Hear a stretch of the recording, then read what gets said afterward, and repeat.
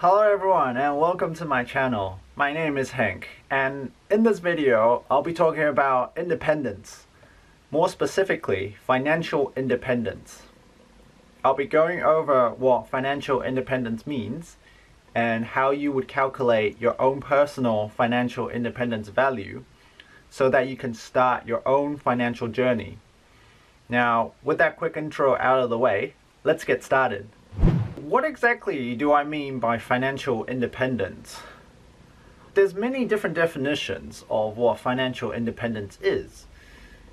And one of the most common definitions is that it is the amount of money required before you can quit your day job and still be able to maintain a basic standard of living. One of the most commonly used rules for calculation is referred to as the 4% rule. The 4% rule, in its most simplistic form, basically states that your financial independence value is 25 times your annual expenditure. Let's use an actual example to illustrate this. Let's say my monthly expenditure is $2,000. My annual expenditure would be 12 times that, so it will come to $24,000. Therefore, my financial independence amount would be 25 times of that, and it will come to $600,000. If we take into account the rate of inflation at around 2% per year, over the course of 40 years, $600,000 today would be equivalent to $1.3 million within 40 years. 1.3 million just seems like an astronomical amount for the majority of us.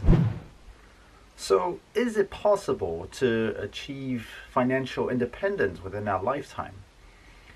Well, yes it is, and here's where we're going to bring in the magic of compounding interest. To illustrate this example, look no further than the stock market in the US. If you have invested $10,000 in the S&P 500 fund 40 years ago, you would have a return of more than $500,000 as of today. And you know when people say that time is money? And in this case, it really is. The more time that you spend within the stock market, the greater your return will be. Historically, the US S&P 500 fund has an annual return of around 8%. This has included periods of war, the dot-com bubble crash of the early 2000s, and the housing crisis of 2008. In 100% of the time, the market has fully recovered and reached new heights. Let's go back to our financial independence value that we calculated from before of $1.3 million. So we have our $1.3 million over the period of 40 years at an annual interest of 8%. Plugging it all into the spreadsheet, which I will put in the description down below, we can come up with what our initial investment needs to be to reach our final target. That amount comes around to $60,000.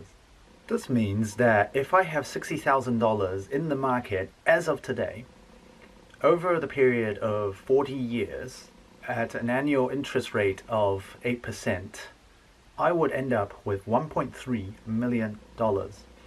I don't know about you, but 60,000 is way more achievable to me than 1.3 million. So the 60,000 is going to be my main goal of what I am trying to achieve. With that being said, please realize that past results of the share market does not indicate future success. Okay, second thing to take note is that this is a rough estimate and it does not include situations like long-term medical bills, buying a car, buying a house, or having kids, etc., etc. Although you can always adjust for your expenses to come up with your own financial independence value using the spreadsheet. So here's what I want you to do right now.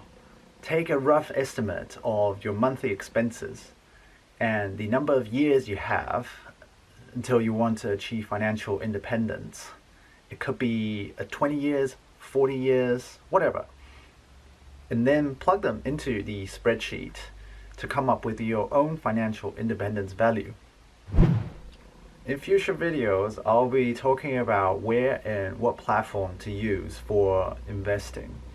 And a lot of it will be specific to people in New Zealand because that is where I'm from.